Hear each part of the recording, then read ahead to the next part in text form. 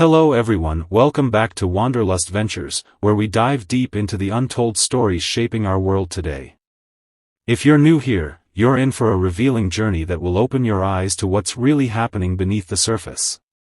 Imagine waking up one morning to find your country has changed, not through loud revolutions or violent uprisings, but through quiet deals, gradual influence, and subtle shifts in power. This isn't the plot of a political thriller. It's the reality unfolding in the Philippines today. While the world's attention is fixed on global conflicts, elections, and climate disasters, a silent takeover is reshaping the nation, and very few people are talking about it.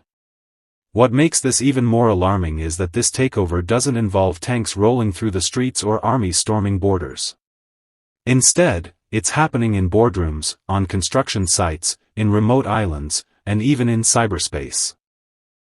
Money, politics, technology, and foreign influence are converging in ways that could redefine the Philippines' future for generations. The question is, who's behind it? And more importantly, how deep does this takeover go?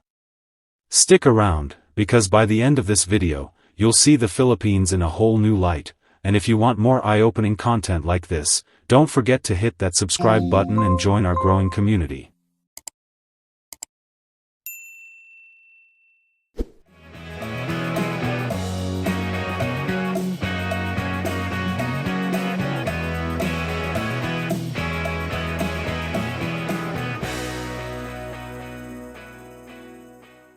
Chapter 1.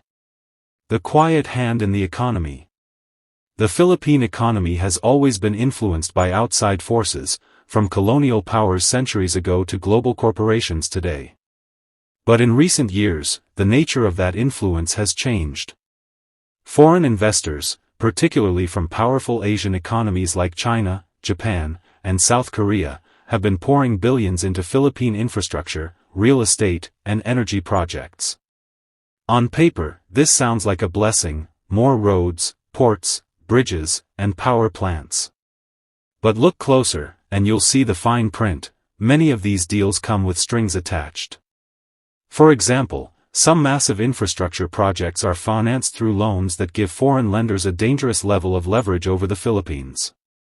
Miss a payment or breach a contract clause, and key assets, like ports or power grids, could legally be taken over. It's not just theory. Similar situations have already happened in other countries, with foreign powers taking control of strategic facilities when debts weren't paid. Chapter 2. The Battle for Land and Water. From Palawan's pristine beaches to Mindanao's resource-rich mountains, foreign corporations are quietly securing land rights in the Philippines.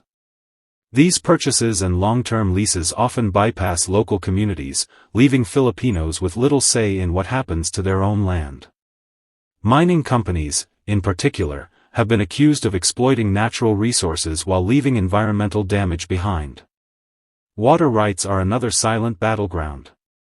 In some provinces, large agribusiness firms, both local and foreign-owned, control irrigation systems, influencing the livelihoods of thousands of farmers.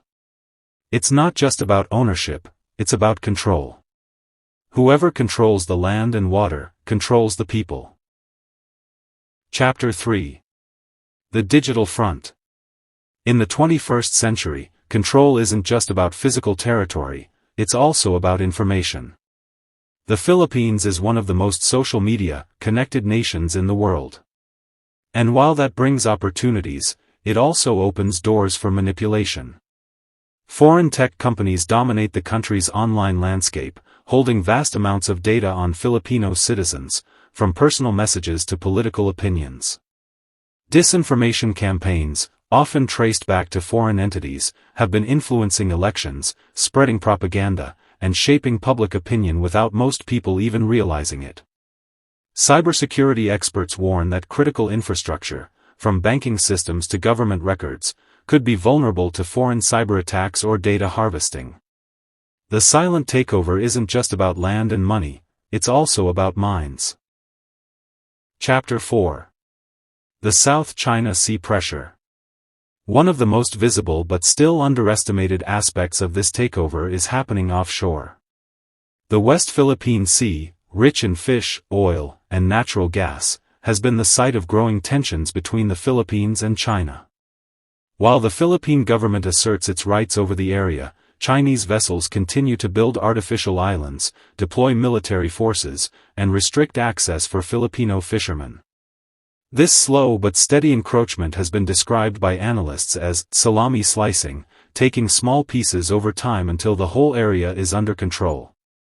It's a textbook example of how a silent takeover works, gradual, calculated, and backed by economic and military pressure. Chapter 5. Political influence from the shadows.